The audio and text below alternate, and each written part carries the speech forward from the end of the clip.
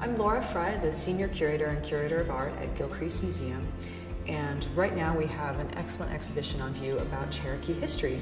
It's called After Removal, Rebuilding the Cherokee Nation.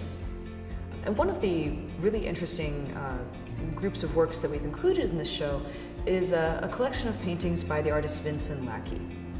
And Lackey was an artist working here in Oklahoma in the 1940s. He was commissioned by our founder, Thomas Gilcrease, to create a series of paintings of Native American buildings from Indian Territory and from Oklahoma history.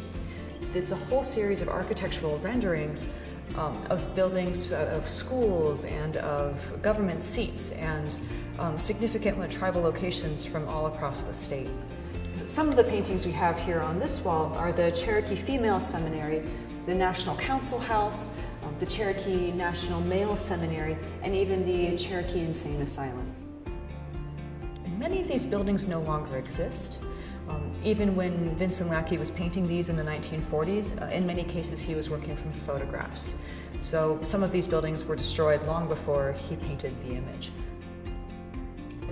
It is a pretty interesting record of how Native cultures were continuing to evolve and build in the 19th century.